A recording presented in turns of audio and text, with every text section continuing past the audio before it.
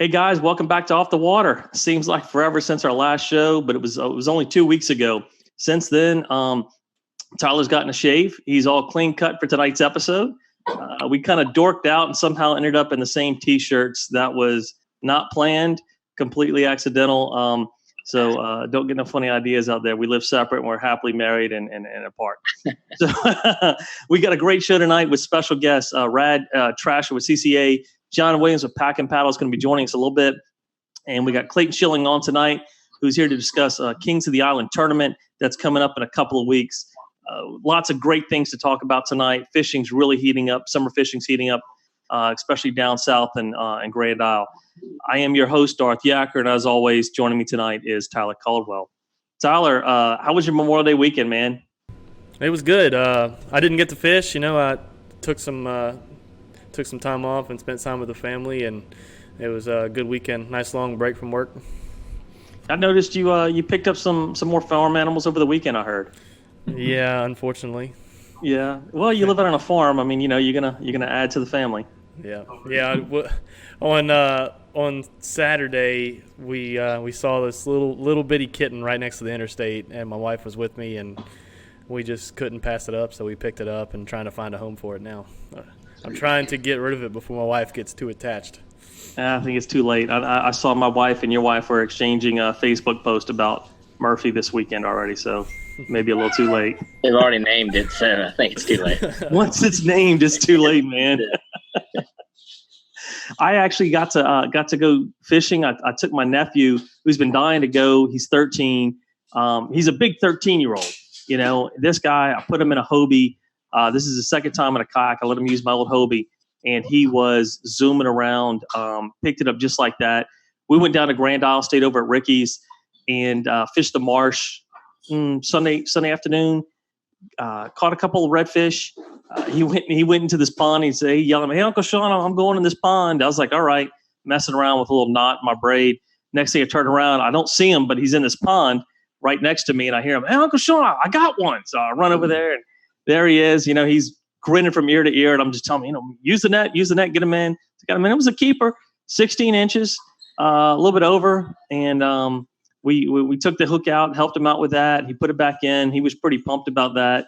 We did a little bit more. I was kind of teaching him fishing, with a cork. We did a little topwater fishing. We got to this one pond where we had a huge red. He was right behind me. I'm throwing a topwater. The sun's going down on the horizon. It was just a gorgeous evening. You see the sun just like a big fireball sinking down in the marsh down in Grand Isle. He's behind me, and I'm throwing a topwater, and this huge red just smashes it. And I hear him just hooting and hollering behind me. Just couldn't believe it, seeing this redfish smash that topwater. It got off, but it was worth hearing him, the excitement in his voice watching that. So we had a good night. We went and ate dinner that night, and we went and fished. The next day we went behind the island, and unfortunately the water was pretty dirty. It was a tough day. We did actually catch a few fish. He caught some trout. He actually caught a flounder. I'm so proud of my nephew. He actually caught a slam this week, and he had a redfish on Sunday, caught a trout and a flounder on Monday.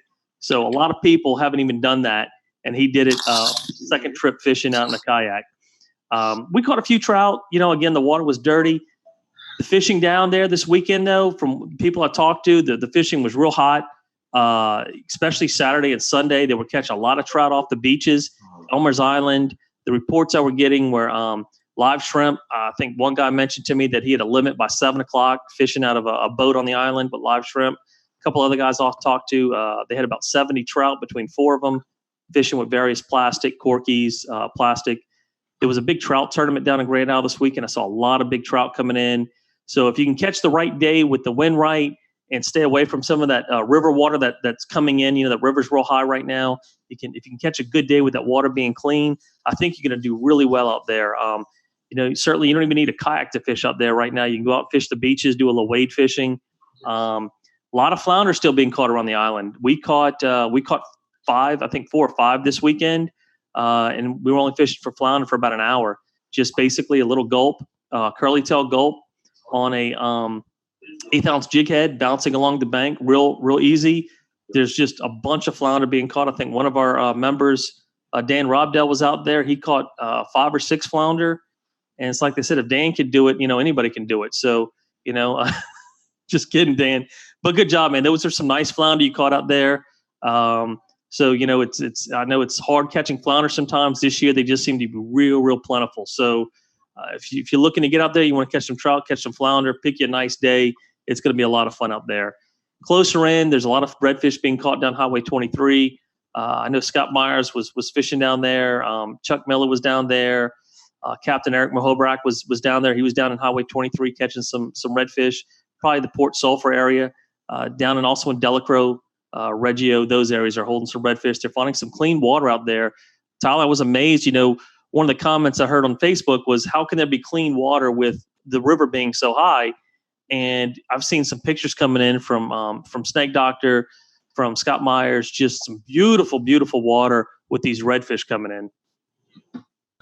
Yeah, it was. I had a buddy that went yesterday on Memorial Day by himself out to Delacroix, and he had a limit of reds within 2.5 hours, and he was within a mile of the launch. So, yeah, so there's all kind of fishing out there right now. It's getting warm, so you definitely want to get up there early. Bring some water, bring some Gatorade. Make sure you stay hydrated. Wear a hat. One of the things, my nephew refused to put a hat on the whole time. By 11 o'clock, he said, "Man, that sun really wears you out." I said, "Well, if you put a hat on, it's going to help. It's going to shade your head a little bit. But, get a little used to that sun. Don't get too far from the launch, especially if you're not accustomed to that heat yet. Let yourself, get accustomed to a few trips." So anyway, look, we got Rad on with CCA. Rad, I hear congratulations is in order. You've got a new baby in the house, right? I do. It's not a farm animal. It's a child. And so I think he's 19 days old at this point. So I am down in Leeville looking forward to a good night's sleep. And so that was my question. You've got a newborn at home, 19 days old, and you're already out fishing. My wife is a saint. Yeah, she's got to be. But she married me and knew what she was getting into. So she is a saint, and I will probably pay dearly for it. But when duty calls and the folks from Bayou Wild say, "Let's go film a show," you say yes. Absolutely. So you're down in Leeville right now. You're staying at a camp down there? I am. We're at the Lodge of Leeville, which I will tell all the listeners, if you haven't stayed here, it is a heck of a place. Incredibly nice. They have, I think, 6 or 8 units, all 3-bedroom, 2-bath. Really nice facility, beautiful setting. Is that right down at the end of the road by the public launch? Yes, it's in the Marshmasters RV park lot. But if you come out, let's say from the public launch, and you see this huge, beautiful new balcony, that's it. We're right under the bridge. Yeah, I think that's about where we were at. That sounds like, I know, kind of just looking at the background there, it kind of looks similar to the one we stayed in. And you're right. It was really nice, big living room area, a lot of room. So who you got staying down there with you tonight, Rad? I know we were talking earlier. We've got Martha Spencer, Don Dubuque, Captain Chad Billiot, all sitting at the table being patient with me. But we're excited about what tomorrow's going to bring. So y'all going to go out in some boats and do some inshore fishing, I think, trout, redfish, things like that. Yeah, we'll be trout and red fishing with Captain Chad Billiot and his new Gator tracks. Checking the wind, we're probably going to run to Timbalier or somewhere like that. If the wind doesn't cooperate, I guess we'll be catching redfish close to home. Absolutely. I can't wait to hear that report. I know one of our officers he went out to the Chandeliers this weekend and did pretty good with the trout, some nice trout. Nothing huge, but he said he saw. I think he had a limit of, I don't know, what with the 18 to 20 inches. Tyler, I think is what Scott, what Chuck said. Yeah, so that's gonna be nice. Well, look, we got you on. You're with CCA. So for some of our viewers out there who don't know what CCA is, can you tell us a little bit about the organization? Sure. Well, the Coastal Conservation Association was founded in Houston about 40 years ago. And since then, each state has developed chapters. Our state office, sorry for the distraction, Captain and Chef Kevin Diaz just walked in the room too. But each state has its own chapter, and each state tries to help manage the fishery as well as rebuild habitat. So we do everything from trying to watch the stock assessments, which has been a hot topic for trout lately, to building artificial reefs and floating island projects along the coast to make sure we continue to have habitat and retain the sportsman's paradise. The interesting about how CCA is set up, since we each have state chapters, everything that our office does and raises money for stays in the state. So we don't ship it off. It doesn't go out of country or even out of state. Your membership dues for CCA pay for your Tide magazine, our national publication. And then after that, everything stays here and goes right back into the water. Great. And, I could sit there and we could do a whole show about CCA and the things it's doing. And certainly love to have you back on to talk a little bit more about that, because I'm really interested in the reef projects that y'all are doing, the conservation efforts involved, and Todd Lewis with our club, he's been, one of the founding members of the club. We talk a lot about the stages of sportsmen, when you're getting out and you want to go out and you want to limit out and keep all the fish you catch. And then later on, when you get older, you start releasing a lot more, maybe keeping 1 or 2 instead of having to keep that 5. Just the kind of mentality when you get older and you start maturing a little bit. As a fisherman, anyway, certainly. Well, I think you do. And as we all know, Todd is getting older, much, much older. But no, he's a great friend and a great volunteer, especially for Ride the Bull and other things that we do. But it's true. As you get older, your priorities change, and sometimes you don't feel like cleaning fish. But also, I think it's a cultural thing, and a lot of people in Florida and Texas are starting to do even more in the conservation world, and it's kind of interesting how you see it trickle over. And quite frankly, I see a lot more of that in the kayak community, that, it's much more about the chase than bringing it to the dock. So it's been kind of fun to watch. It is, especially in this day and age of selfies. You can document your catch right there and then release it down with people doing a lot of videos, taking pictures of the fish, with the GoPros. Some of the guys we have on, Brock Miller, he likes to get in the water with the fish, take the picture, and then release it safely out there. And even us, I think with our tournaments, what we've been doing, because it's so hard to keep fish alive in a kayak. I mean, it's, you can do it in a boat, really, really difficult in a kayak. We've actually started lowering our limits to where, you're not going to weigh in 5 redfish at a redfish tournament. It may only be 2 now, because we want to kind of decrease that pressure, especially if we're having it in one particular area. And we're always looking at ways to make it better, CPR tournaments and stuff like that. We've talked about many, many things like that. I'd love to have you back on another time. Tonight, we're going to talk about the Star Tournament, but I'd really like to see what y'all's position is and what y'all are doing about, I know right now the big topic seems to be the trout limit. It's 25.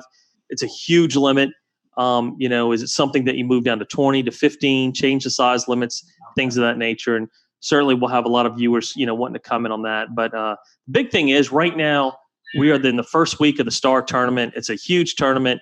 And we were talking about before the show started. I registered a few days ago. Tell me about the tournament. How did it get started? So this is the 25th year of competition. When we started, there was a couple prizes, but it is organized to be a membership drive. That's it. Basically, everything we take in from the Star Tournament turns around in prizes to attract more. The board of CCA had started with this viewpoint and has carried it on for 25 years and said, look, if we don't get people to be members, we're not going to be able to properly educate them on what's going on around the coast, and then, quite frankly, not be educated about what needs to happen on the coast. So Star is only a membership drive. And so it's grown over the years, and every time we see a need or a niche to attract a larger audience, we try to add a division or change a rule or play with it just to, once again, to attract the masses. Over the last few years, we usually get between 12 and 13,000 anglers. I would really love to see it in the 25,000. But wow. Right now with 12 or 13, we're happy, and it makes up for a really well-educated pool. Hey, Captain Chad, Billy, how are you doing? All right. Hello, Captain Chad. How you doing tonight? They're talking to you now. What? How you doing tonight, Captain Chad? How you doing? Good. You've been on the fish lately? Yep, steadily. Absolutely. Some trout or redfish? Yeah, I just got Dodge kayaks when I leave it alone. How many points you get from kayak? Remind all your boys to make sure they have a good tall orange flag sticking up. Yeah, we were just talking about that yesterday. They had a kayaker unfortunately killed down, and I think it was in Arkansas. Boat ran him over and killed him and left the scene. So kind of tragic, but it's something we're working on. Always looking at trying to make ourselves more visible. We actually talked about that on our Facebook Live session last week. Was warning people to have flagging and something high to just because kayakers blend in and and the marsh they're so low in the marsh. That's the only issue here. We travel so much shallow grass around here, you just don't see. But let me speak for the rest of them. Go ahead. Slow down. Thank you. All right. So what were we talking about? I see these boats run over. I see these boats running out, and they're running all over the fish. I'm like, damn, y'all don't have to go that far. The fish are right here, but go. So look, the Star Tournament.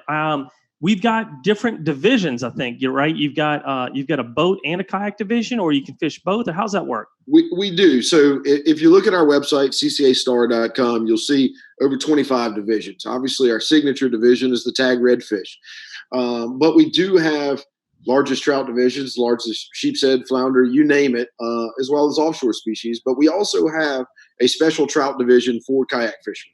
It's split in the state in 4 divisions: west, southwest, southeast, and east. And the beauty of the kayak division for trout is if you catch a big trout, one, you're only competing against fellow kayak anglers, but you also have the option to put it in any of the other divisions. So if let's say we used you as an example earlier, if you catch that 7-pound trout, you need to hedge your bet. Do you want to win a Hobie Compass, which is obviously a great prize, one in each one of those divisions, or take the chance to win a 21-foot Nautic Star? And, I got 2 kayaks already, so both Hobies. I know what to do with that one. So you got to take your pick, but you have to pick the division that you put it in. But yes, we have a kayak trout division, but once again, y'all are eligible for everything else as well. So the only division specifically for kayaks is the trout division. Correct. Okay. Correct. So and then everything else kind of goes into the main division. Exactly. All right. Now the tournament starts Memorial Day weekend, right? So it started this past Friday. It started on Saturday. Yeah. It started on Saturday. Okay, started on Saturday, and it runs through. Is it Labor Day? Labor Day. So okay. it'll shut down at 5 p.m. on Labor Day, and so there's plenty of chances to win. You've got 101 days and a whole lot of prizes up for grabs. And so the big one obviously is the tag redfish. If you get lucky enough, you catch a redfish, it's going to have a tag in it. And I know that someone actually caught one this weekend. Correct. So was it the first day of the tournament? The first day of the tournament, Nicholas Vardo caught one over in Lake outside of Hopedale, Delacroix area. And if all checks out, which I think it will, he'll win a brand new Chevy Silverado. Wow. So after the Silverado, so Silverado's basically spoken for. So what's left for the rest of us if we catch a tag redfish? So the second one is a 35-foot Kodiak travel trailer given to us by Bent's RV. Then 3, 4, and 5 will be 21-foot Nautic Stars with 150 Mercury outboards on it. And then 6 through 10 are Gator Tail boat motor and trailer packages. Jeez. Nice. So I'm sitting here thinking, and I'll tell you what, I felt bad because this thought was running through my head. When I was fishing with my nephew and we were in the marsh and, I'd catch a redfish and I'd hook him up. I was, telling my nephew, come on over, let me hand the rod to him. So, let him reel it in. And I'm thinking to myself, what if that's a tagged redfish? What if I'm giving up a boat or a thing? So the thought running through my head is, should you hand off the rod? No. The short answer is no. But the chance of it being a tagged redfish, slim to none. I know I'm going to get a smile out of them, but But now look, a couple points you also need to know about tag redfish division. One, the tags are red. So a lot of y'all see yellow tags. That's the tagging program that we also run through the CCA office. But the tags you're looking for a star are red, and they say 2019 CCA star on with my phone number. So just in case we catch a 2018 tag redfish. And let me tell you, it happens. But it is an incredibly bittersweet moment. The other thing I want to tell you is in the example you used, look, kids are eligible for it too. We have youth divisions, but you also those youth entrants. I don't mind giving them a Chevy or a brand new Nordic Star either. Absolutely not. Absolutely not. They would be ecstatic. So we know we've got the big prizes for the tag redfish. The prizes. What type of prizes do you have for like the trout, the big trout, and maybe some of the other big fish? You don't have to give us all of them, but a good rundown of what you guys offer. So for the big trout, regardless of whether you caught it in a kayak or not, what the general trout division. It's split into four zones again, just like the kayak division. The overall winner, the heaviest trout, wins a 21 foot Nordic Star with a 150 Mercury. The next winners in each division will win a 19 foot Nordic Star, the 90 on the back.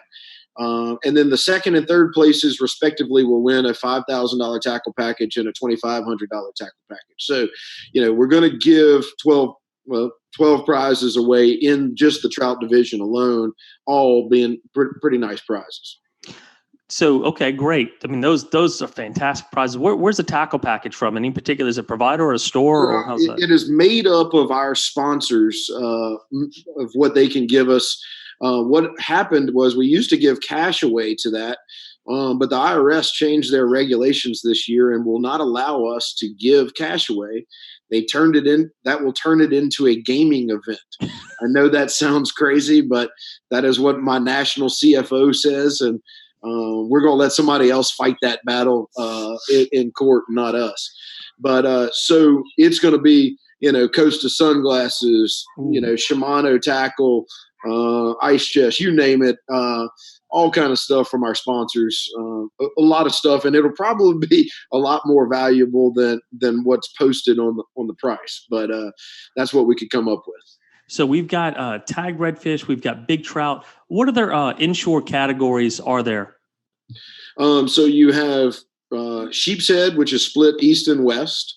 Flounder is there. Then we have a ladies division for trout. Now that can also be interesting. Let's say she catches it from a kayak, so then she has a choice of ladies division, kayak, or regular trout. And so that rounds out the inshore, and then offshore you have mangrove, red snapper, cobia, and dolphin. Are you eligible if you say you go offshore fishing with a guide and you catch a big fish? Is that still eligible for the tournament? Absolutely, inshore or offshore. We encourage you. Chances are if the peanut gallery. But Martha runs a boat down in Venice. If any of y'all are curious, if want to catch go catch a big snapper. But she, we were just talking about we're talking about booking a trip right now. We were at some of the offices. We're talking about what is it? SouthernCatchOutfitters.com, right? There you go. It's John Cole and Martha. They'll put you on the fish. Absolutely. So, look, I'm just a wealth of knowledge, or at least I have a lot of wisdom over here. But we encourage you. Look, if you want to win star, especially in one of the heaviest divisions, book a guide. Your chances are going to go up. You just saw Chad Billiot. I guarantee you, he's more consistent catching big trout of anybody in Leeville or Grand Isle, especially more than somebody like me that only fishes on the weekends. So we've gone over the categories and everything. Now, when they catch the fish, they've got to be weighed somewhere. Is there a central weigh-in location, or are they kind of spread out over the state? Are there certified weigh-in locations? We make it about as easy as possible. I've got 30 weigh stations scattered across the coast.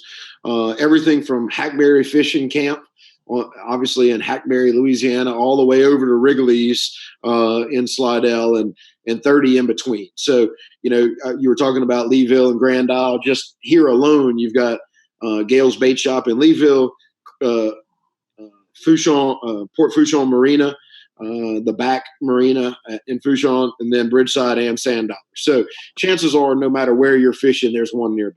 You can check it out all at ccastar.com. Okay, great. Is that the same for the tagged redfish? You need to bring one of those into the weigh stations? Yes, you need to go. If you catch a tagged redfish, immediately go to a weigh station. Now, they're going to immediately call me. A lot of people skip the step of the marina and call me first, and I still send them to the marina. We want to verify it. make sure that it's the fish that we did tag and the current tag and everything is proper. Plus, it's a good way to trap you so we can take good pictures and send out a good press release later. Make sure you caught it where you said you caught it.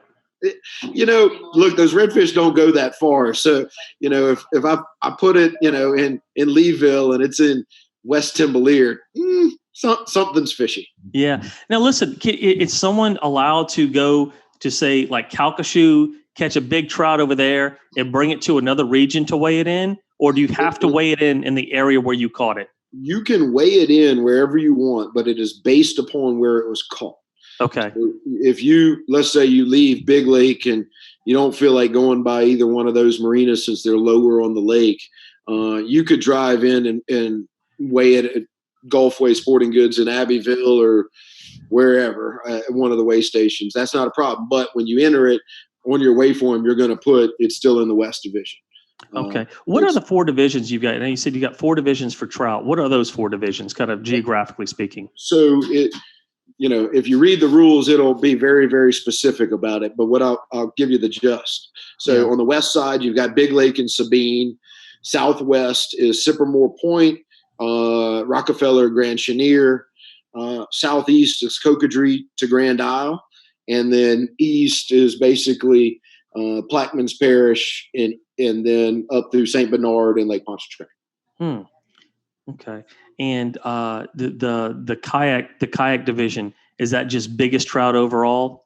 It's not split up into 4 categories? So the kayak division mirrors the irregular trout division. So we will give away 4 Hobie compasses, 1 in each of the divisions. Okay. So you can literally, go out and go to Hopedale and catch a 3 or 4 pound trout and still have a shot, even though they may be catching 6 pound trout down on Calcasieu or something. Absolutely. And look, I know especially most of y'all travel a good bit and follow to the different tournaments. So there's nothing wrong with you going to Leeville one day, weighing the fish at Gales in the Southeast Division, and then heading down to Buras the next weekend and catching one there and putting one in the East Division. So you can hedge your bet and get across the board if you want. That's great. That's great. Tyler, do we got any questions for any of our viewers out there tonight? I hadn't seen any yet. Is there some sort of incentive of having a subscription to the Louisiana Sportsman as well? Yeah, great point, Tyler. Because we did have one guy that asked if the guy that caught the first tag redfish, did he have his subscription? No, he did not have his subscription to Louisiana Sportsman Magazine. So that carries over. So if you're a Louisiana Sportsman Magazine subscriber and catch a tagged redfish that is eligible for the star, meaning you are registered and everything checks out properly, they'll give you $10,000 on top of the prize that I'm going to give you. So that will carry over to the next one, and they will until one of them's a magazine subscriber.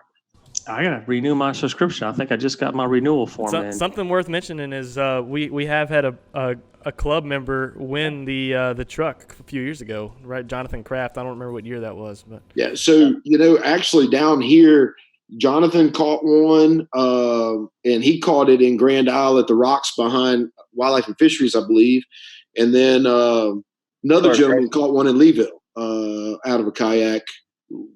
2 years ago. Asking for kids, I think he was fishing. That's correct. Exactly right, Clayton. At Torregrosso, David. Yeah, David Torregrosso. That's it. There's Jonathan. That fish that he caught was caught like the weekend before, wasn't it? And the lady wasn't in the star. She returned it. She released it, and he went out, I think, and caught it. Is the story I heard. Yeah, that is true. He, I caught. Tell you how hungry that little fish was. I caught it on Thursday before the tournament, put him in.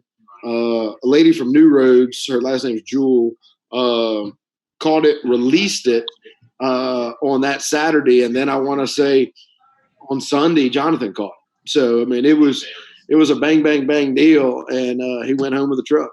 That's fantastic. I mean, it just goes to show you don't need a big fancy boat to get out there and catch these, these redfish or these trout, especially, it's great that you guys have a nice division.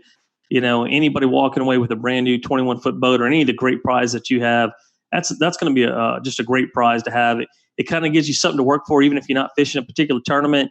You just never know. It's like, kind of going to the casino and maybe pulling that jackpot slot and hitting something big out there, Well, look, especially for the tag redfish division, it's all luck, and we're taking those fish and putting them in places where people go. Let's use those two guys. Terragosa caught it, I want to say, like 100 yards from the Leeville boat launch, and Jonathan caught it at the rocks behind Grand Wildlife and Fisheries. I mean, they're right there. They're very accessible, and that's across the state if we can. Obviously, kayak fishing Venice, it will be a little bit of a challenge, but going down river. But around here in Leeville, Grand Isle, even in St. Bernard Parish, there's some very easy spots that I can guarantee you there's more tag redfish swimming around. So what you're saying is there's no redfish released in the wagon wheel? I cannot confirm nor deny. How many tag redfish do you guys release? 100. 100. And it's basically the first 10 that are caught or win the prizes, correct? Correct. Okay. That's not bad odds. We can certainly. Well, and look, and I will tell you, if you look at years past, usually we have 4 or 5 winners, but we usually have, I want to say the average is 9.5 caught a year, so 10%. So it shows you they're in the places that people are fishing. Oh, absolutely. Absolutely. Well, Brad, look, man, I don't want to take any more time. I know y'all have a good party going on over there. I'd love to hear a report about that. I'm going to let you guys get back, have some fun. Y'all got an early morning tomorrow. Tell Don we said hello, and Martha, I'm going to check out her webpage on that fishing trip. And Captain Chad, we'll be looking at, you got any big trout coming in tomorrow, let us know. We may be looking for a big trout trip to go out there for the Star Tournament. And Brad, congratulations on that baby. We'd really like to have you back, talk a little bit more about CCA when we have a little bit more time with you, and maybe you're not so busy. Love to. Just let me know when, and be happy to visit with y'all. Thank you for all your support. And also don't forget to fish Ride the Bull on August 24th and 25th. Absolutely not. We're going to have you on again before that to talk a little bit more about Ride the Bull. Sounds great. Thank y'all for having me.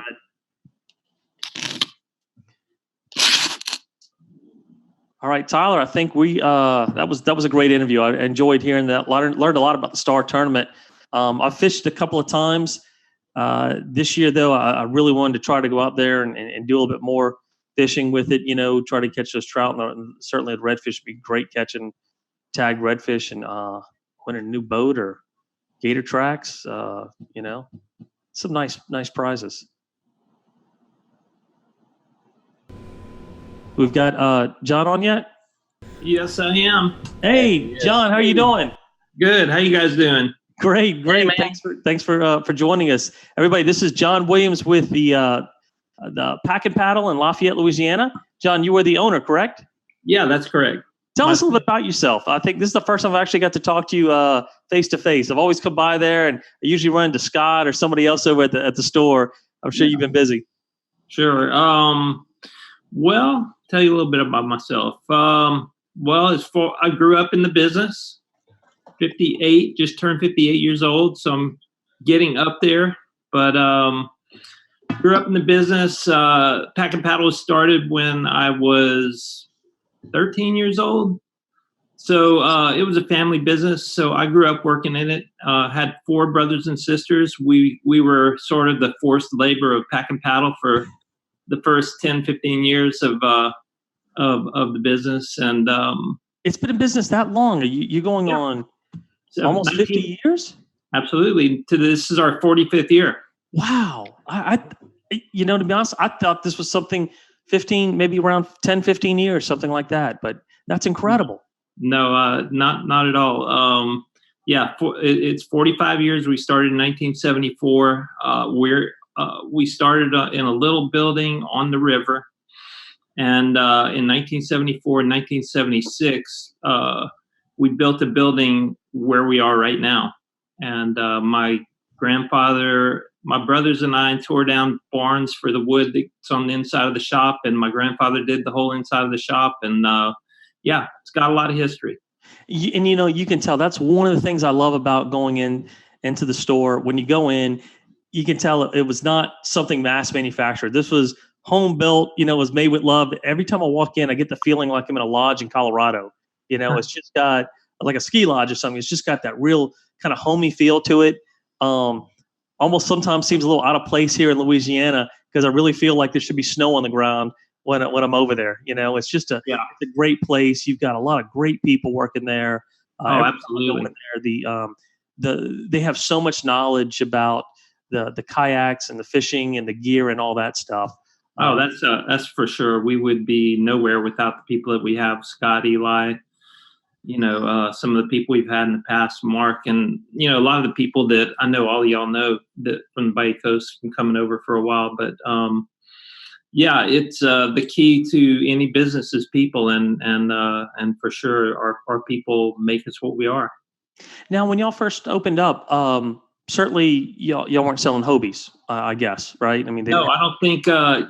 We do have a little bit of a history with Hobie, though. I don't know. We were not selling Hobie in those days, but we did sell Hobie sailboats in the early '80s. Mm-hmm. So sailing got really popular, and we sold catamarans for I think about I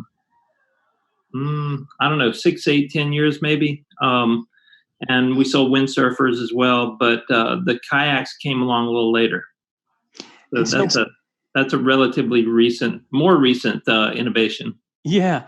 So, certainly, I want to talk a little bit more about your kayaks in a minute, but just a general overview of Pack and Paddle, the type of sports and activities they cater to over there. What type of things do y'all do over there? Sure, we do. Kayaking is predominantly by far our biggest category. It's over half the business, and beyond that, we do a lot of camping gear.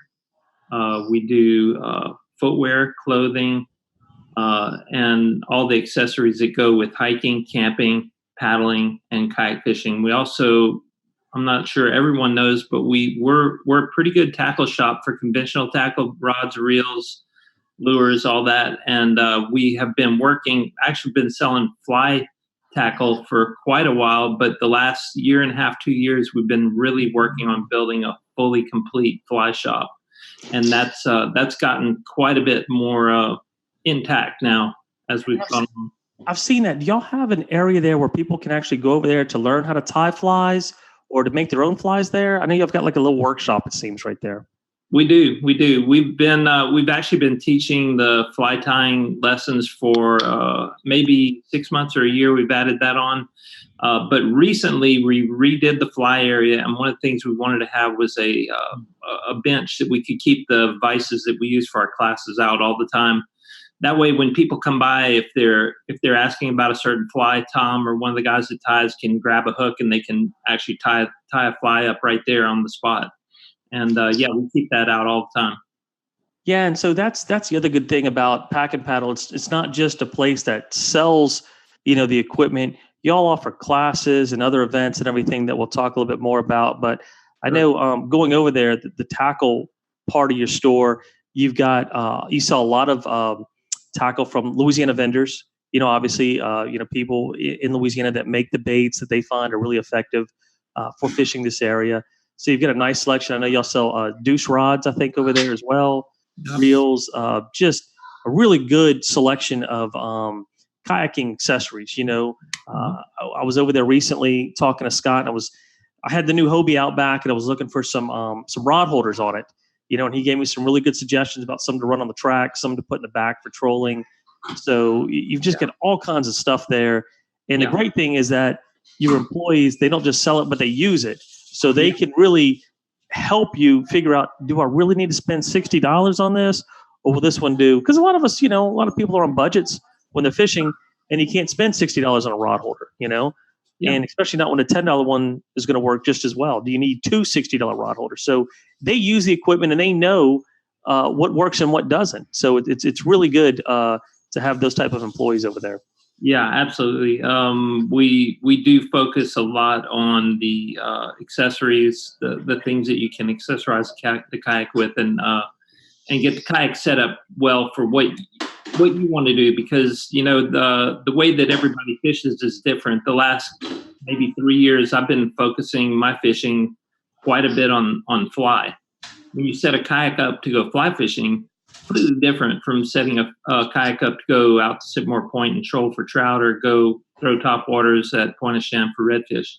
So depending on what the person's doing it's important to know how to kind of equip that kayak so that it becomes a good tool for the person to use to do what they love to do.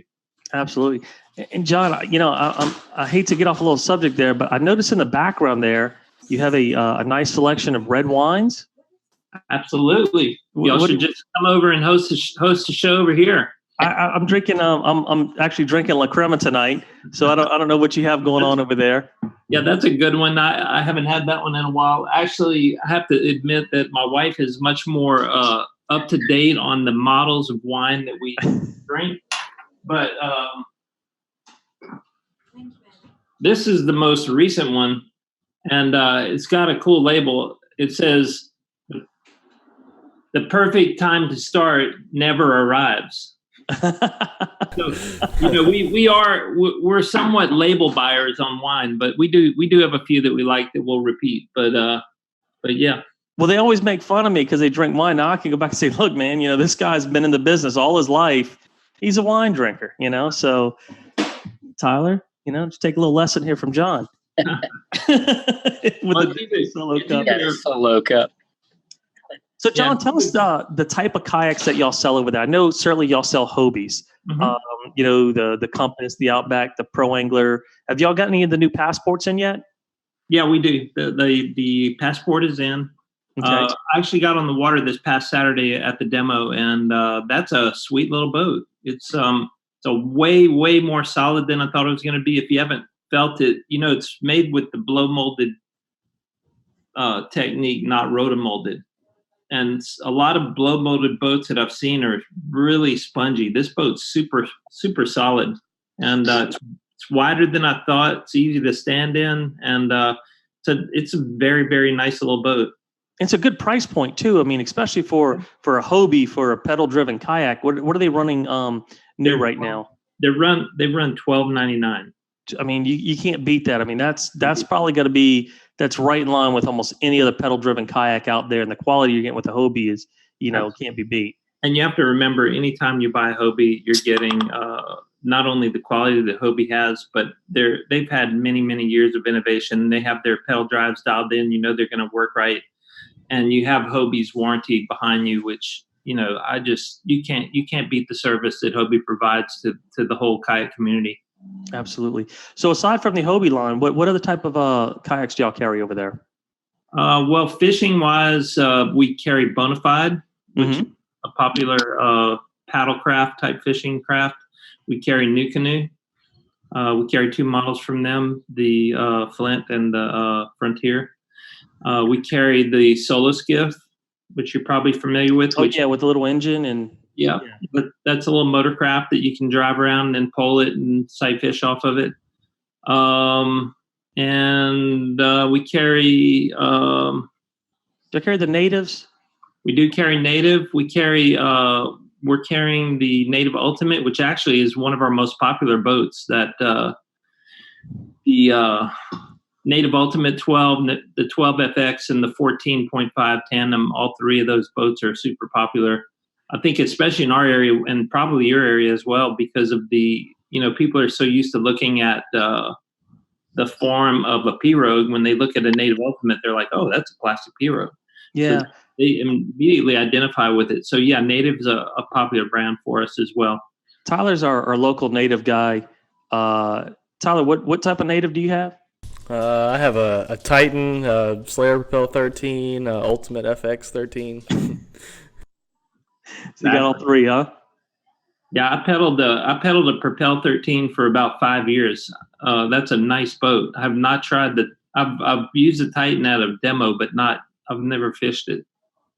Yeah, I know Tyler loves his natives, and certainly I know he's had a lot of success with them and really enjoys fishing out of them. Do y'all? The other big brand I should mention, because I'm having a brain for, is Jackson. That's a huge. Very important brand for us, especially on the pedal side, because they about a year and a half ago, they came out with the new pedal drive that kicks up into the bottom. So it's good for shallow water. Now that's I think one of our members, Chuck Baham, uses a Jackson. I think he was telling us about the new drive they're coming out with that particular kayak. He tells me he's going to do like 8 miles an hour. I don't know. He's probably. He's talking about the e-drive. I think he's talking about the e-drive. Okay, yeah. There's a electric drive that's coming for that boat. Oh, it's an electric drive. Electric drive, and I don't know. Maybe he's talking about they're bringing they've changed the propeller. Okay. Recently. And maybe he's talking about the new propeller. I'm not sure. I think that's what he was talking about. Yeah. Yeah. So maybe he'll be up to 8 miles an hour. I don't know. It's partly the engine, not just the tires. Right. As the engine gets older, it runs a little slower, I find. You know what's another boat that's been interesting, and we've sold a few, is that Blue Sky. Have you seen that? No, I haven't. I got to demo one, the one over that y'all had at Beer and Gear. It's pretty neat. Yeah, it's pretty neat. It's a pontoon. It's got 2 hulls that are connected with a plastic floor. Oh yeah, Really, yeah. I Very think I've seen different looking boat. Yeah, it's something like 48 inches wide. It's kind of boat. It's for the guy that, or their intention is not to fall out like Josh Thompson. That'd be perfect for Josh, Tyler. It would. They think there's a guy out there that looks at a kayak and says, I don't want to sit down in a kayak. I want to be able to walk onto the boat, walk around, turn around, and sit in a bass chair. Basically. Yeah. And so that's the concept. And we've seen a little bit of traction with that. So absolutely. Have you heard anything about any something we've been talking about are like the electronic motors that they're coming out with for some of the kayaks? I know Torqeedo, you hear, is a big one out there that some of the guys use. My only problem with that is, just jumping in, it seems like, wow, $2,000 or so for a motor for a kayak. Yeah. You thinking about anything coming out that's a little bit cheaper? Because sometimes when you're out scouting and you're running around for a tournament, you don't want your legs, run down, especially when we get older in your 40s and 50s. It's going to wear on you, especially when you're planning on fishing for 2 full days and you're running 12, 13 miles in a day. Have you heard anything like that coming out? I haven't heard a lot. There's, there's kind of 3 areas. There's a DIY end of it where guys just rig up their own trolling motors. Right. There's the companies like Bass Yaks who make aftermarket. They take Minn Kotas or whatever and they cobble them together and make kits to go on certain models that are popular, which are actually really good.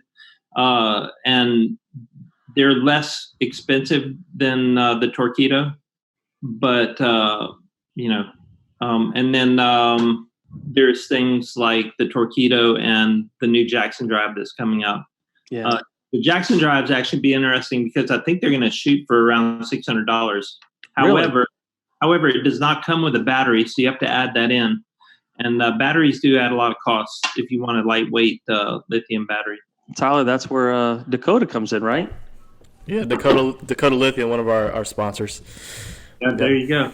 Yeah. So getting a good battery with that is a good way to go. So, one of the things I love that you guys do when I went fishing in certainly Lake Charles, when you start getting over that area, Big Lake and Calcasieu and all that, I know nothing about it. But I've been out there fishing twice in some of the Lafayette Club tournaments. And I note on your website, they have actually some like tutorials about launching and fishing in certain areas that are in, Lafayette and Lake Charles type areas. So, it's a great little thing. If you're not familiar with an area and you're wanting to fish on that side of the state, you can go on the Pack and Paddle website, and on their drop-down menu, I know you've got some videos where they kind of zoom in on the map, tell you where to launch at, and some great things like that. But you guys also do something different. Y'all do like some guide service, right, with kayaks for people that are just getting into kayak fishing? Yeah, we call them group trips. To be honest with you, we don't portend to be the same as hiring a professional guide. Right. We have guys that are on our team and that work for us that are very experienced, and but we're not doing like one-on-one, hey, throw your bait right there. What we're doing is saying, hey, we're going to go sign up for this trip in this area, and we're going to meet down there. We're going to take you out. We're going to make sure you're on the right type of lure. We're going to point out the types of, we do a little education, and it's a great learning experience. If you're just getting into the sport, it can definitely accelerate your learning of how to saltwater fish a little bit and get over the hump on some of the things that are tough when you're just starting out. And you hear that a lot. Sometimes we get on the forum, people coming on, they expressing frustration. I've been out 3 times, I haven't caught any fish. What am I doing wrong? And I know it can be frustrating because you don't know where to launch, you don't know where to go. It's completely different, when you're getting out there and you're first learning. What do you have to buy a kayak from Pack and Paddle in order to participate in that trip? Oh no, absolutely not. We do. We have our own fleet of kayaks that we use for our trips. So what does it run for? One of the trips that we do is called Hobie First Cast, which is part of one of the things that Hobie encourages us to do is to have a type of trip for people's first trip. Mm-hmm. That includes bringing the kayak for them. So no, they don't have to own a kayak. So what does a trip normally run for somebody who's interested and may want to do that with you guys? Okay, so the Pointe-au-Chien trip that we do is $119, where we bring the boat down. We have someone to go with you. Like I said, they're quote unquote guide, but sort of like a group leader. Mm-hmm. And there's 3 clients with 1 guide, and we'll launch from there. And we also have a different type of trip where we'll actually get on Eddie's mothership. I don't know if you've done that before. I haven't yet. It's on my bucket list though. Yeah. So we'll do the mothership thing, and I think I'd have to check the price, but it's $169, $189, something like that. Yeah. And it just gets you into an area that's a little less pressured. And so if those are the 2 ways that we do the trips. And so this is great for someone who's not sure if this is something they want to do. They can instead of going out and dropping $3,000 on a brand new kayak, they could spend $120. You guys provide the kayak, take them out, kind of show them, let them get a feel for everything without them wondering which lever do I pull? Why am my pedals not going right? You kind of helping them out on the trip and kind of bringing them along and see if this is something they want to do. And I think if they go on a kayak and they catch some redfish, they're going to be hooked. They're going to be hooked. It's a great incentive for you guys to get out there and get these guys hooked on it because potentially lead to more sales. Yeah, absolutely, for sure. And I remember, I think I started kayak fishing in 2006. Mm-hmm. And I can remember being confused about everything. And like you said, the guy that said, I've fished 3 times, never got a bite. I can remember I got to where I could catch fish, and then it rolled around and it was winter. And I had 6 trips in a row where I didn't get a bite. Could not figure out why I could not catch a fish. Didn't really realize you have to fish completely different during the winter than you do during the summer. So, there's so much stuff that you as a club member and you as an experienced tournament fisherman know that people getting into the sport just have no clue about. Right.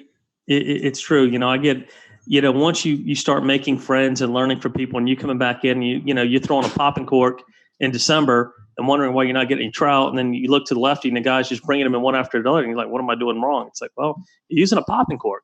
It doesn't work all year long, especially for trout. So you guys also do these great events. I know, Tyler, you were there recently I don't know, we covered it. Tyler had some pictures, the Beer and Gear event a couple months ago. Is that right? Yeah, that's one of my favorite events every year. It's really neat. I know we talked a little bit about it, but John's gets a lot of the reps in from the various vendors that he deals with in his store, and they come in from all over and show off new products and bring beers in from the different areas they come from. And I tell people this all the time. I wish there was a Pack and Paddle East, because y'all always have cool things going on at night during the week. Seminars, y'all do the fly fishing film festival. It's just always something going on, and I always wish that I could make them, and it's just too far of a drive for me, unfortunately, to do stuff like that during the week. But they always have neat stuff going on. I'm sure John can talk a little more about it. Yeah, absolutely. Yeah. I mean, honestly, for Becky and I, one of the biggest reasons we are in the business is to get people excited about getting outdoors and to enjoy sort of being part of the outdoor community in Lafayette. And, it's a high-touch business. It's certainly not an easy way to do it. It takes a ton of effort. We actually have an event coordinator that puts together the details on a whole lot of this stuff, and along with me. But we put a ton of effort into this, and it's I don't know if there could ever be another Pack and Paddle the way we're running it. We'd have to do it a little different, I think. It ain't so. Say it ain't so, John. I've been hoping for something over here a little bit closer to me out in this way. You know, there's a lot of kayakers out here. Hopedale, Delacroix, Reggio, Highway 23. Oh man, good thing Becky's not in this room, right?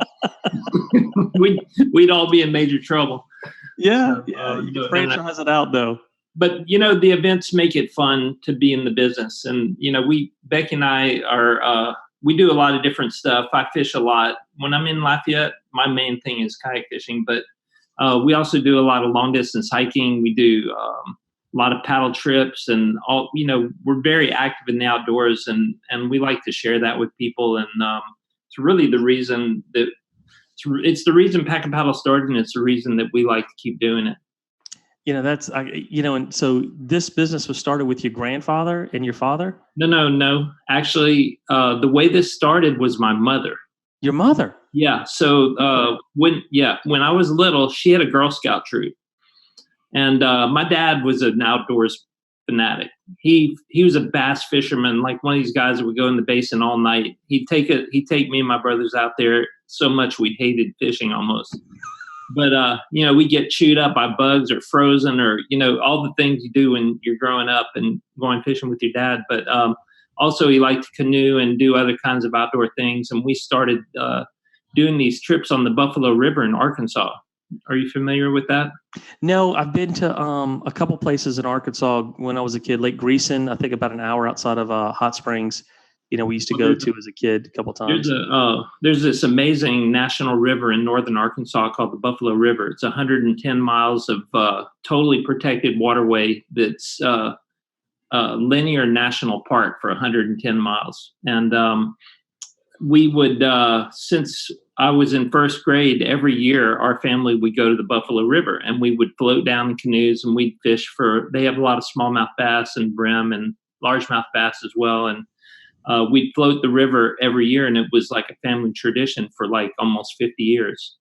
And so back to the story about how this started, my mom had a Girl Scout troop, so she started bringing the Girl Scout troop on the Buffalo River and other trips, and they decided they needed some Grumman canoes. Back then, kayaks were sort of non-existent. It was like Olympic whitewater. That was pretty much it. There wasn't the racing kayaks. Yeah. On top. So, there wasn't any of that out there. So, they wanted to get these Grumman canoes. So to get a dealership, they needed to buy 12 of them. So she went around, talked to all her friends, talked a bunch of her friends into buying canoes, and the rest went to the Girl Scout troop. And then once they got those, they were like, well, maybe we should start selling these. And so it sort of took off from there. What a lucky man your father was. That's fantastic. So one of the other things that you guys do, I know y'all do the beer and gear. I forget the name of the event, but isn't it something where somebody can bring in their kayak and they can sell it and they'll get a credit towards some stock or kayaks and stock that you guys? What is that? Okay, that's called our outdoor gear garage sale. Yes. It happens twice a year. It happens in February and it happens in September. And the way it works is you can bring in your stuff. It can be fishing gear, it can be clothing, whatever, kayaks, and we'll help you figure out what price to put on it, and we'll take it in, we'll put it in the back. The day of the garage sale, we put it all out, and it's all tagged with your name on it. And then people come, and as they check out, we ring it up, and we keep track of how much of your stuff gets sold. And then we'll give you 100% store credit toward whatever you want to buy.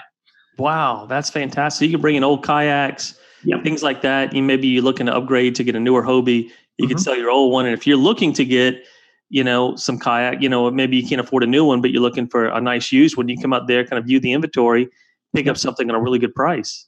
For sure. Oh, absolutely. So you guys do, Bayou Coast, we're so fortunate because we've got the Backpacker Baton Rouge and we've got Pack and Paddle as our club sponsors. And certainly the club would not be where it's at now without, great sponsors like you guys. And we really appreciate everything y'all done. Certainly having the kayaks there, having the people there to help everybody kind of get involved in the sport.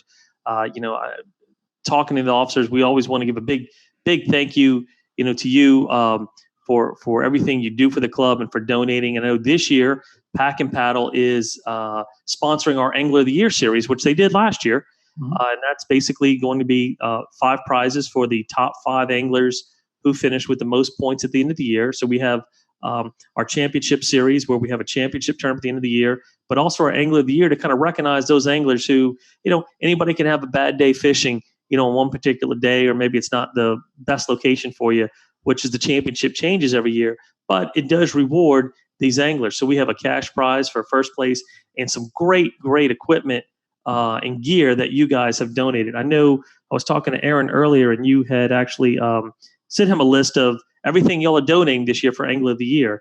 Do you have that list handy, or? Yeah, I can look it up real quick. Okay. You just saying that so you don't say something wrong here? No. Oh, look right here. It's a brand new Hobie Outback right here. Oh yeah, I got it right here. Tell us a little bit about the stuff that you're giving for the anglers. I know this is going to be for the top 5 and it's going to be divided up, but I know there's some great items on here.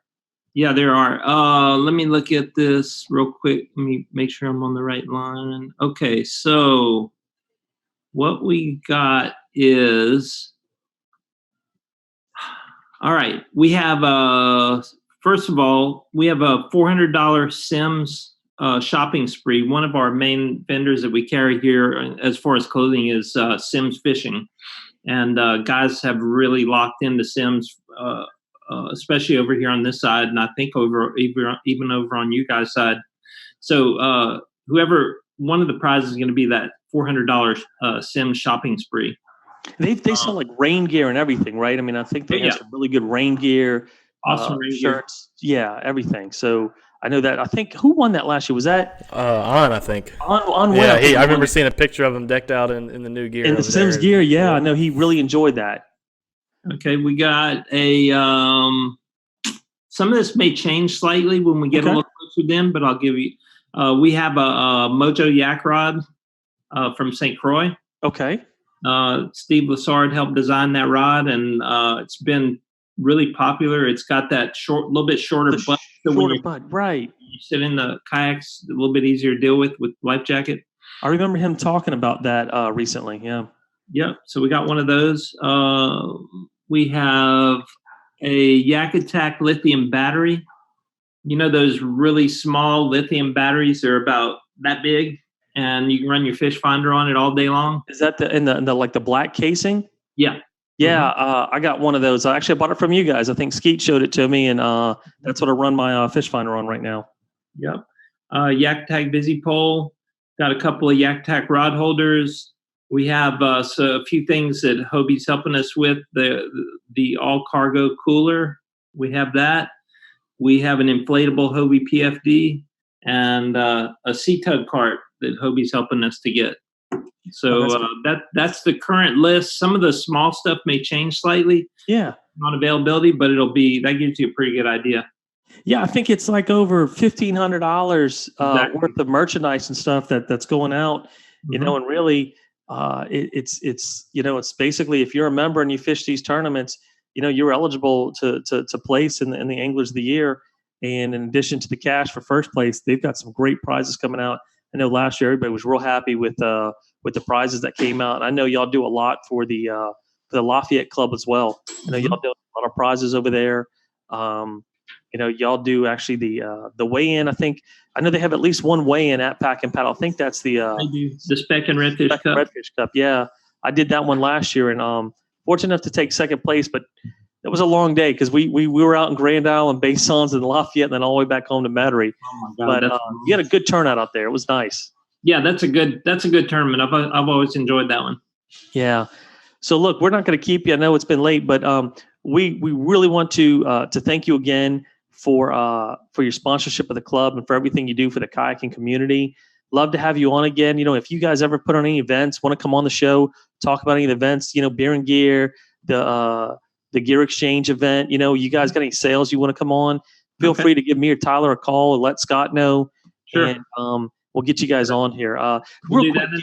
And I just wanted to mention one thing, and just from observing the club and just wanting to show some appreciation back, and that is that it's very, very nice and helpful and really necessary. And I can see that the club really does support local businesses. And we compete with the backpacker, and that's okay. But it's awesome that y'all support them and that y'all support us, because clubs, local businesses and clubs go together tight. And I can see the amount that y'all support local business, and that makes a big difference. And we appreciate y'all back for all the effort. And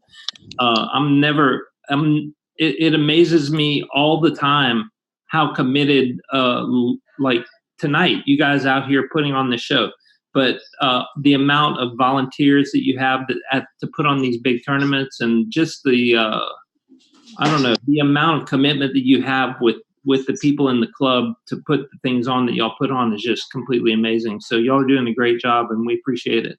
Well, it's like you. We do it because we love it.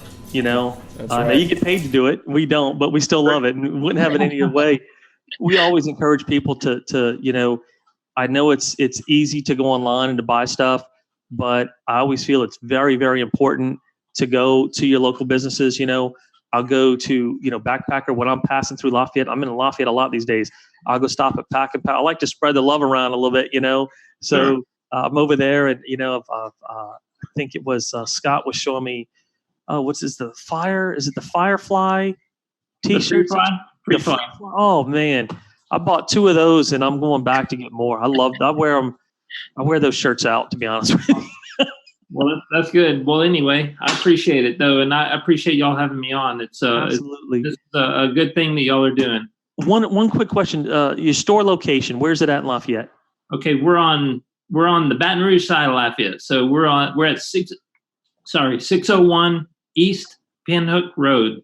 Okay, we're right off I-49 going south from I-10. And what days of the week are y'all open? We're open every day. We're on Sunday. We're only open from noon to 5, but we're open every day. One thing I think y'all also sell, and that's unique to you guys, y'all sell kayak trailers. Is that right? Yeah, we do. We sell 2 trailers, 2 lines now. We've sold Triton for a long time, which is a very, very nice high-end all aluminum trailer. And we just added Magic Tilt, which is still a nice trailer, but not quite as heavy on the price, a little bit lighter price. Oh, good deal. As I know, a lot of people are always going on. They're looking for, a trailer to buy for kayaks. I know, Tyler, you had to run way out to the boondocks to get yours. So you certainly got a nice trailer, but I know it was a haul for you. I forget where you went, Tennessee or something like that, to get it. Oh yeah, those Tennessee trailers are nice. Yeah. But those. In fact, I think that company started by a Louisiana guy. Huh. But that's a very nice trailer. But yeah. Yep, we do trailers for sure. Well, look, John, thanks again for coming on tonight. We look forward to seeing you soon. And if you can certainly ever make it out to any of our events, we'd love to have you out there. I'm definitely going to try. Thank you, guys. All right. Thanks, John. Good night. Thank you. Appreciate you, John. All right, guys. Up next, it's a great night. We got a lot of great guests on tonight. We got Clayton Shilling on. Clayton, sorry to get you last, man, but you know what? I'm not fishing in the morning. Good. I do have to go to work in the morning, though. I know. We're gonna go through. You've got a great tournament coming up called Kings of the Isle, right? That is correct. Okay. Tell us a little bit about the tournament, how you came up with the idea, when it is. Right, so what's going on? Yeah. So, every time we get to this time of the year, the tournaments slow down, and some of the fishing heats up. Late May, early June, and through June. That's some of the best trout fishing down in the Grand Isle area. And so I thought, well, it'd be great to host a tournament during that time and kind of fill that void. So, that was the idea behind it. And then the way that I went about setting up this tournament as far as the format was a tournament that I would like to fish. I love fishing a team event. I like the strategizing with a partner and everything. And I love slam style tournaments. I just really think that format stretches the anglers, and you get the cream of the crop who compete in those, and to do well in a slam event is really, it's an accomplishment. So that's what I wanted to do, was create something that I, would want to fish. And unfortunately, I won't get to fish this one, but well, I'm not going to fish it. I'll be busy. Well, I'll be busy hosting. I just feel like, for me to make sure that everything runs smooth and everything. You got to fish it. No, you can't. I'm not going to fish the event. What if I did well? We got all that drama. So. Assistant tournament director for the club. I put on tournaments that I love and places that I want to fish. There is no way I'm going to go through all that effort and not fish the tournament. I just don't want to. I don't want to do that. So. You saw me and Tyler signed up, and you're backing out now. I know what's going on. That's it. That's the story. That's what it was, Sean. Shit, I'm backing out now. No, but I mean, so that's kind of the thinking behind it. Is I wanted to fill that that time there where there's not really a whole lot going on, but the fishing is great, and school's out, and people got a little more time on their hands, and hopefully, I know there's vacations and stuff that's happening, but just trying to put together something that'll be fun and really have a good payout. Now, of course, that payout's based on how many people we get registered, but I'm hoping to build it, and if it does well, next year we'll see what we can do. So it's a slam tournament. It's going to be a redfish, flounder, and speckled trout, right? Correct. And it's got to be a slot red? Yeah, slot red.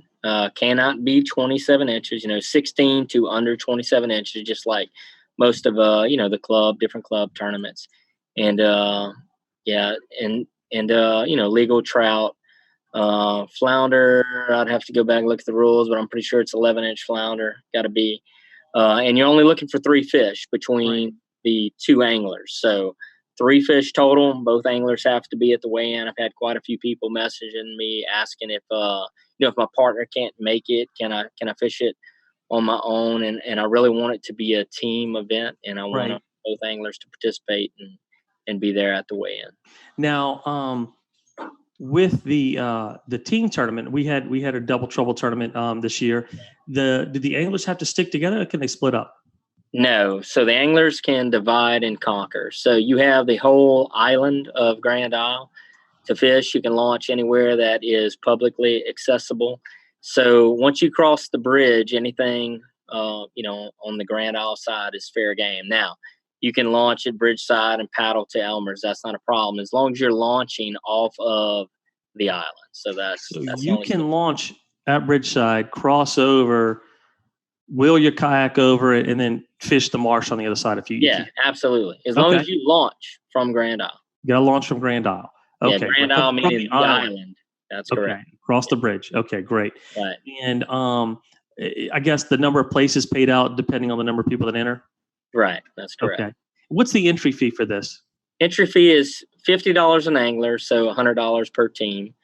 And if we hit the 100 team mark, first place paid $4,000. So nice payout. Yeah, nice payout. And So, and when you are registering, just keep in mind that only one team member has to register. It'll be $100 fee. When you sign up, and you'll put both anglers' names down, then you can just pay your buddy back, or however you want to handle that. But what's the date of the tournament?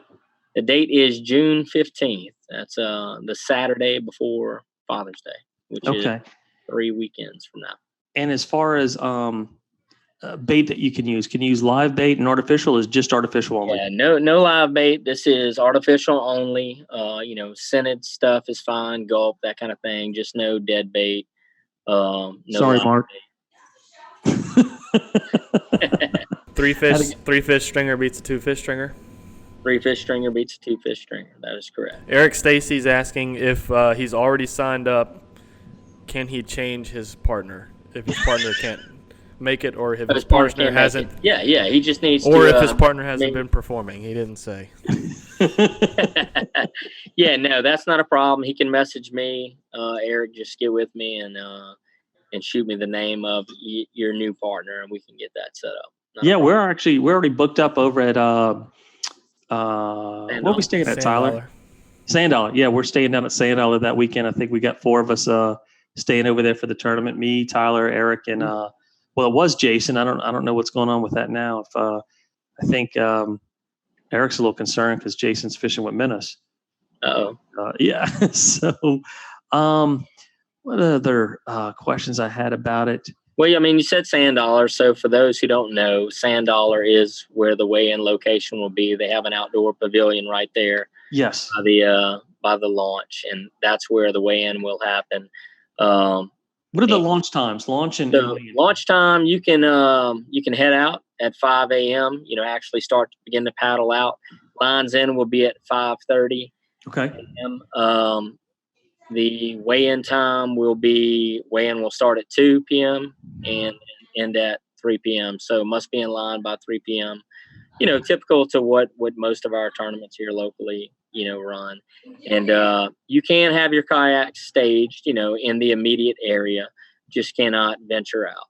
So if there's 15 people launching at Sand Dollar that morning, you can launch right there in the vicinity of the boat launch, and then once the 5 a.m. hits, you can begin to go forth and prosper. I'm gonna give a little prediction for this tournament, just based on what I'm hearing. All right. I don't think we're gonna have any problem with the flounder. I really think the issue is gonna be with the redfish. Yeah, I mean there's been I've been seeing a lot of posts of flounder coming in. Yeah, I caught 4 this weekend. Yeah. I mean, trout fishing's been great. A good slot red, that might be the biggest challenge. I think that's going to be the biggest challenge. I mean, it's getting this time of year. Redfish are kind of they were everywhere a couple of weeks ago, but it's starting to warm up. Things are changing a little bit, so it's going to be interesting. Yeah. It'll be interesting to see how guys approach this, because really, I mean, this is the first tournament that I know of that has been in this time period. I mean, you've got Ride the Bull later in the summer, but that's a whole different thing. I mean, Lafayette Club does Slamboree in July, but that's you get a much bigger area to fish too. Right. You've got all of Leeville and Grand Isle and in that area, so you've got a lot more room. So, we're really looking forward to it. I'm glad you're putting it on. Hopefully, we'll have a good turnout. I'm excited. Was really hoping you could be fishing in. It's not too late to change your mind. You get out there, you just come in a little early. Yeah, I would hate to make, you don't want to place in your own tournament, and anything could happen. And I don't think you'd have to worry about that. They had a good day, and thanks. I remember that, John. I have no worries. I have no regrets about placing in any tournament I throw. But I'm going to focus on running the event and trying to make it a good event. Yeah, and there's a good bar right there at Sand Dollar. So, hopefully you'll be up there. I don't know if you're going to be up there Friday night, but we're going to be up there Friday night. Friday night. We're going to bring the RV and spend a night right there, and that'll be base camp, and just kind of hang out and make a weekend out of it. That's going to be a lot of fun. Yeah. Well, we look forward to seeing you in 2 weeks, and team. I think we're Team On the Water, Tyler. That's right. Team On the Water is on the water. Team On the Water. Yeah. Open to interview after Off the Water. That's right. Absolutely. Well, look, for those who want to sign up, I put a link to the registration page underneath this video. Is like one of the first comments. So guys, do it that way. The other thing is I'm tagged in the the Off the Water post tonight. So if you just click on my Facebook page, I've got it posted on there. So hopefully it's easy to go through and sign up and everything. If you have any problems, just you can Facebook friend request me and message me or whatever, and I'll get back with you and we'll get you set up. But should be pretty straightforward. All the event information's on there, but it's pretty standard to what we in the kayak community are used to. That's great. Well, we're really looking forward to it. Things are going to be kind of slow on the Bayou Coasted until September, October. So it's going to be nice to have something to look forward to over the summer. Yeah, cool. Well, thanks a lot, Clayton. We'll see you in 2 weeks. All right. Thank you, guys. I appreciate it. All right. So, guys, we're getting close to the end of the night here. Just a reminder for some of our other sponsors out there, Puglia's Sportsman Store over there in Metairie, they're having their annual tournament with Rick's Cabaret. It's going to be down in Delacroix. I think that tournament is next weekend, not this weekend coming up, but next weekend. You can give Puglia's a call for more information. I believe the tournament's going to be out of Sweetwater Marina in Delacroix. You can fish teams. This is, I think, the third year it's been. Tyler and I, we fished it the last 2 years. There's not a separate kayak division, but kayaks can compete. I think you can have up to 4 kayaks in your team as long as you stay within sight distance. It's a redfish and a trout tournament. It's a lot of fun. If you guys are looking to maybe do some red fishing in a team format, you can certainly get down there. Everybody, I think, has to launch around in the Delacroix general vicinity, but certainly you can call Anthony up over at Puglia's. You may be able to get their information online. They have the registration form, so don't miss out on that. It's a really fun tournament. They do a real nice setup over there at Sweetwater. They've got drinks that they serve. They've got entertainers out there. They've got really good weigh-in setup, some nice cash prizes. So it's a really good time. So if you get a chance, you're looking for something to do, you want to fish a redfish tournament with some friends, that's a great tournament to fish. As always, if you'd like to become a sponsor of Bayou Coast, feel free to reach out to me or Tyler, or you can reach out to our sponsor coordinator, Aaron LaRose. If you missed part of tonight's episode, you can check it out on YouTube or Facebook. Should be available in the next few days. Also going to be available as a podcast. We still have a few shirts left over from Patapalooza, some of the long sleeve performance shirts. I think we may have some cotton shirts left. I'm not sure. But if you're still looking for some of those great shirts with the Kraken on it, let us know. Again, thanks again to Rad Trascher, John Williams with Pack and Paddle, and Clayton Shilling for coming on tonight. We really appreciate those guys. And again, our new format is that we will be on every other week. So not next Tuesday, but the following Tuesday. So we look forward to seeing you then. In the meantime, good luck out there. If you have any questions or any comments, you can always feel free to reach out to me and Tyler. Good night, tight lines, and we'll see you next time.